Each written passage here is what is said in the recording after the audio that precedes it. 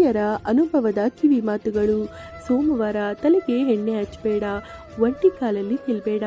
ಮಂಗಳವಾರ ತವರಿಂದ ಮಗಳು ಗಂಡನ ಮನೆಗೆ ಹೋಗೋದು ಬೇಡ.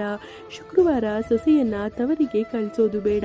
ಇಡೀ ಕುಂಬಳಕಾಯಿಯನ್ನ ಮನೆಗೆ ತರಬೇಡ. ಮನೆಯಲ್ಲಿ ಉಗುರು ಕತ್ತರಿಸಬೇಡ. ಮಧ್ಯಾಹ್ನ ತುಳಸಿ ಕೊಯ್ಯಬೇಡ. ಹೊತ್ತು ಮುಳುಗಿದ ಮೇಲೆ ಗುಡಿಸಬೇಡ. ತಲೆ ಬಾಚಬೇಡ. ಉಪ್ಪು ಮೊಸರು ಸಾಲ ಕೊಡೋದು ಬೇಡ. ಬಿಸಿ ಅನ್ನಕ್ಕೆ ಮೊಸರು ಹಾಕಬೇಡ.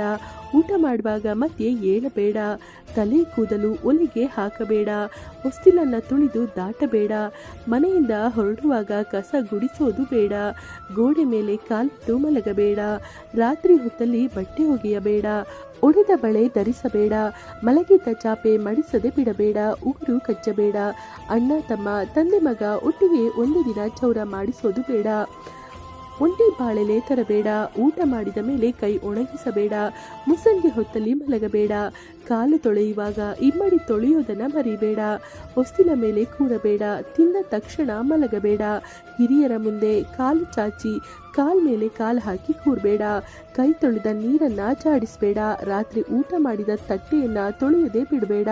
ಎಂಜಲ ಕೈಯಲ್ಲಿ ಊಟ ಬಡಿಸಬೇಡ. ಅನ್ನ ಸಾರು ಪಲ್ಯ ಮಾಡಿದ ಪಾತ್ರೆಗಳು ಅದನ್ನು ಬಿಸಿ ಮಾಡಿದ ಪಾತ್ರೆಗಳಲ್ಲೇ ತಿನ್ನಬೇಡ. ಪಾತ್ರೆಗಳ ಮೇಲೆ ಎಂಜಲು ಕೈ ಹಾಕಿ ತೊಳಿಬೇಡ. ಮನೆಗೆ ಬಂದ ಹೆಣ್ಣು ಮಕ್ಕಳಿಗೆ ಮುತ್ತೈದೆಯರಿಗೆ ಅರಿಶಿನ ಕುಂಕುಮ ಕೊಟ್ಟು ಕಳಿಸೋದನ್ನು ಅಭ್ಯಾಸ ಮಾಡಿಕೊಳ್ಳಿರಿ. ಹರಿದ ತೂತಾದ ಒಳ ಉಡುಪು, ಬನಿಯನ್, ಅಂಗಿ, ಪ್ಯಾಂಟು, ಚಪ್ಪಲಿ, ಶೂ, ಸಾಕ್ಸ್ ಧರಿಸಬೇಡಿ. ನಿಮಗೆ ಎಷ್ಟೇ ಹಣವಿದ್ದರೂ ಸಾಕಾಗೋದಿಲ್ಲ. ಅನಾವಶ್ಯಕವಾಗಿ ಹಣ ಖರ್ಚಾಗುತ್ತದೆ. ಮನೆಯ ಒಳಗೆ ಶೂ ಚಪ್ಪಲಿ ತರಬೇಡ.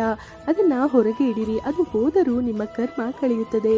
ದೇವಾಲಯ ಮಠ ಮಂದಿರಗಳಿಗೆ ಹೋದಾಗ ಅಕಸ್ಮಾತಾಗಿ ಚಪ್ಪಲಿ ಕಳೆದರೆ ಬದಲಾದರೆ ನಿಮ್ಮ ಕರ್ಮ ಕಳೆಯಿತು ಎಂದು ತಿಳಿಯಿರಿ. ಬೇರೆಯವರದ್ದು ಹಾಕಿಕೊಂಡು ಬಂದರೆ ನೀವೇ ಬೀದಿಯಲ್ಲಿ ಹೋಗುವ ಮಾರಿಯನ್ನ ಮನೆಗೆ ಕರೆತಂದಂತೆ. ಹಸು ಕರುಗಳಿಗೆ ಪ್ರಾಣಿಗಳಿಗೆ ಹಳಿಸದ್ದನ್ನು ಹಾಕಬೇಡ.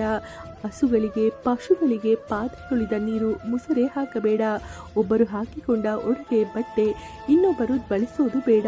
ಪ್ರಯಾಣದಲ್ಲಿ ಅಪರಿಚಿತರಿಂದ ತಿಂಡಿ ತಿನಿಸು ಪಾನೀಯ ಸೇವಿಸಬೇಡಿ. ಹಾಲು ಮೊಸರು ಹಾಲು ಅಡಿಕೆ ಎಣ್ಣೆ ಒಟ್ಟಿಗೆ ತರಬೇಡಿ. ಶನಿವಾರ ಉಪ್ಪು ಎಣ್ಣೆ ತರಬೇಡಿ. ಅನಾವಶ್ಯಕವಾಗಿ ಹೆಚ್ಚು ಚಪ್ಪಲಿಗಳನ್ನು ಖರೀದಿ ಮಾಡಬೇಡಿ.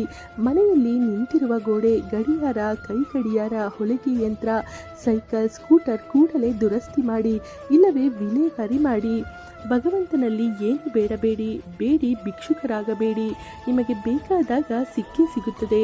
ಅರ್ಹರಿಗೆ ದಾನ ಮಾಡಿ. ನಿಮ್ಮ ದಾನ ಗುಪ್ತವಾಗಿ. ಈ ಮಾಹಿತಿ ಇಷ್ಟವಾಗಿದ್ದಲ್ಲಿ ಲೈಕ್ ಮಾಡಿ, ಸಬ್ಸ್ಕ್ರೈಬ್ ಮಾಡಿ.